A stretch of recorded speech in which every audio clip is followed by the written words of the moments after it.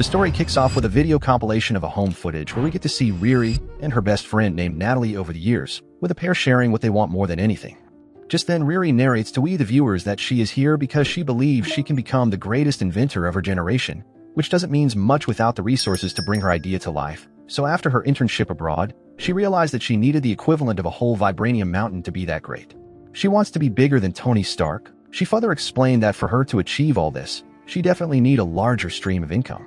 Given the fact that Tony Stark might be a genius, but he wouldn't have been who he was if he wasn't also a literal billionaire.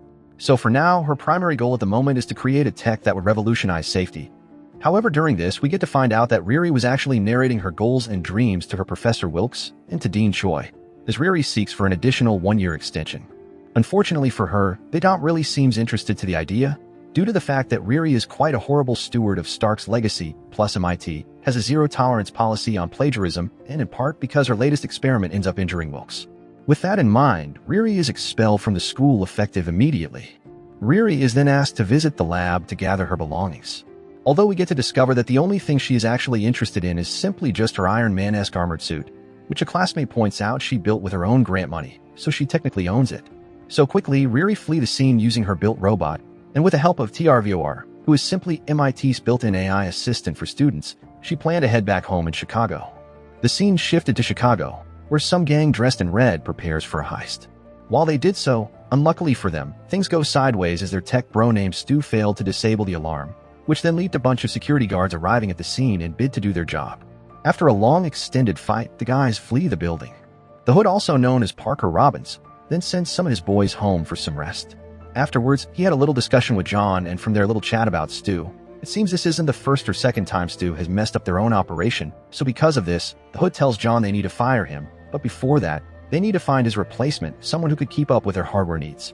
Just then, Riri fly by in her suit, while also texting her friend and Natalie's brother, Xavier, asking him to meet her at her mom's place to come up with an escape plan. Which Tarvor gets the message out, but sadly shuts down shortly after MIT revokes Riri's access to the student AI. This therefore made Riri loses control of the suit and crashes down on the street, luckily within walking distance from home. Just as she head back home, a young teenager named Landon decides to help her carry her suit home with his wagon in exchange for $20. As soon as they both arrived, Riri heads up to her mom Ronnie's place. So through the door, she overhears her mom and her friends, particularly her one friend known as Madeline, talking about her, and the trauma Riri still carries from losing both Natalie and her stepfather Gary without being able to say goodbye to either of them. While they all discussed, Xavier's arrived at the scene, so Riri and him head out.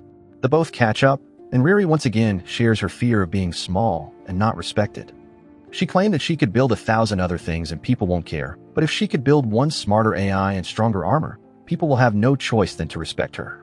She tells Xavier she needs to find a job that will allow her to do so, even if it takes her halfway around the world. Later that evening, she and Xavier stop by Gary's old garage, where, in the time Riri's been gone, the community painted a mural of Gary and Natalie. So as the two head back home, we see John standing at the end of the street, which seems he had managed to track Riri down. The next day, Riri heads to the junkyard to pick through spare parts with Xavier and bid to build our stuff. While he loads up the car, Riri heads inside to settle the bill, mentally preparing herself to tell the owner, Jim, that she can't actually afford to pay right away. Fortunately, he keeps praising her for being their local child prodigy, but once she does start to tell him she can't afford the parts she needs, John cuts in and pays for her, faking a friendly relationship. He stated that Riri was too special to be working with condemned parts. He is shocked by the fact that she isn't working in the Stark industry. Anyways, John gave her a card address to meet up, although she seems not to buy into John's attempts to flatter her. So later that day, when Riri arrives at the pizzeria, she takes the service elevator to head to the second floor as instructed. However, just as she did so, the elevator quickly comes to a stop and starts filling with gas. Just then, the Hood's voice comes over the speaker to inform her that she got 3 minutes before the air in the elevator becomes unbreathable, but there's a gas mask in the device on the floor that can save her. The crew watch her from the camera, which they had placed earlier. Riri breaks into the elevator itself and gets it moving enough for her to push the door open, where she's greeted by the whole crew. Hood and Parker welcome her and essentially offers her a job on the spot, but the trick with the elevator has her shaken enough that she turns him down on the spot. Just as Riri tried leaving, Hood asked her how much money it would take to get her on the crew, showing that he's got more than enough to meet whatever her demand is. He offers her a stack of cash up front as a signing bonus, on the condition that she join them for their next 3 jobs, which obviously isn't legal. So after much consideration, Riri agrees to work for them. Once she was home, she began to rebuild the suit, as Parker says they will be needing it for the job. As Riri works, she listens to the tape Xavier made her, initially impressed with his music and vocals, until the tape became more emotional when she hears Natalie's voice woven into the track. The audio triggers a flashback to the night Natalie and Gary died. Riri was with the two of them, at the garage working on the car, when an unrelated fight escalated just outside, leading to a drive-by shooting. Gary managed to push Riri out of the way in time, but unfortunately as he tried to get to Natalie, the two of them were shot. Immediately Riri heads back into the house and is met by Ronnie, who could hear her crying, and tries to talk to her daughter about it. But sadly Riri lashes out at her mother, blaming her for letting Gary dream at the garage die off. On the other hand, Parker and John confirm that the next day's job is a go, while John also prepares to continue work on the large tattoo that the hood has spread over his arm and back. But that's not the only thing spreading across his skin, as he is also run through with black veins snaking out all over. Back to Riri, she continued with her rebuilding of her suit, but yet again, it kept failing to start, which made Riri very frustrated. The brain mapping process needed to create it is several hours long, leading Riri to sit there overnight while it does its thing. The next morning, someone kept calling Riri's name. And in a plot twist, that someone was Natalie. We discover Natalie stands for Neuro-Autonomous Technical Assistant and Laboratory Intelligence Entity, which is simply a 3D image projected out of the chest plate of Riri's suit. Riri isn't keen on keeping this version of the AI around, since talking to her dead best friend seems weird. So Riri tried running a diagnostics that could get her deleted. Before Shuri can push any harder, she hears Ronnie at the door and orders Natalie to stay hidden. Later on, Riri proceeds to go meet with Parker. Riri meets up with the crew to prepare for their first job, targeting a company called TNNL, which is turning Chicago's freight tunnels into a private highway at the expense of local communities. We're also meant to know that their CEO is named Sheila Zarati. They all introduce themselves to Riri, and what their job is has been part of the crew.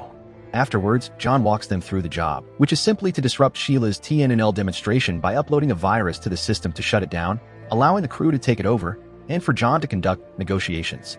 They then informed Riri on how they will need her in the suit that night. Once Riri was home, she realized that she faces challenges on getting the parts she needs to finish up her suit. Just then Natalie shares the list of black market shoppers she found in the area while Riri was out. However, Riri heads out to find Landon and borrow his wagon from him so she can wheel the suit out to Evanston, where Joe lives.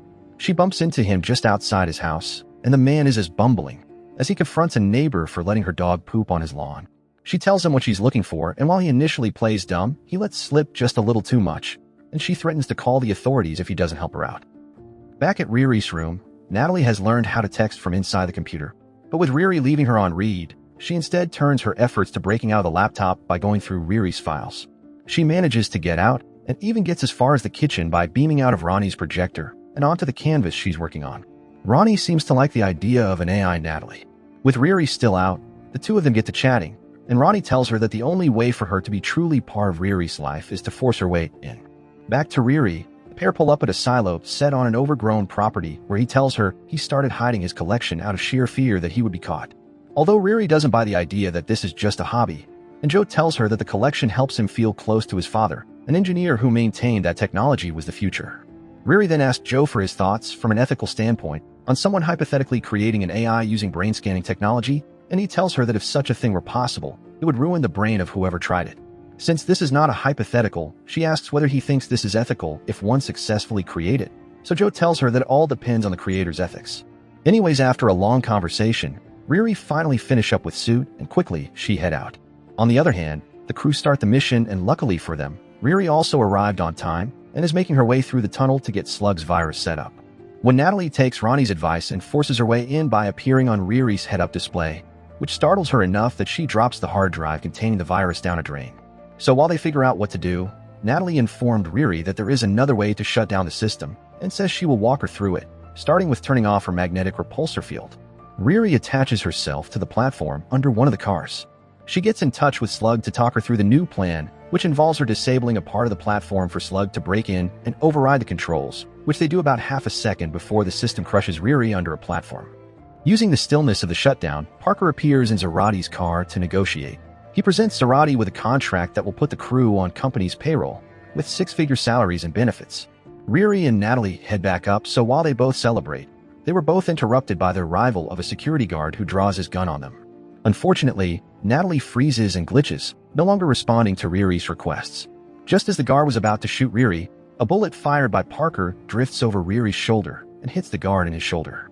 Later that evening, Riri heads back to headquarters with a crew to celebrate, although she feels bad for the security guard.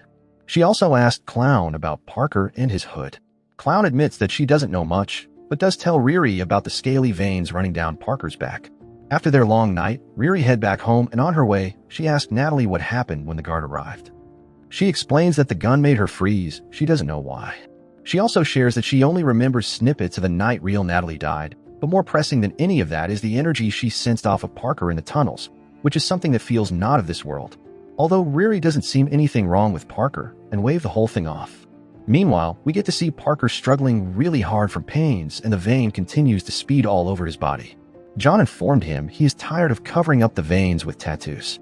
Once Riri was home, Ronnie reveals that she knows about Natalie and commends her daughter for the job she did. She also asked Riri if she's able to make one of Gary too.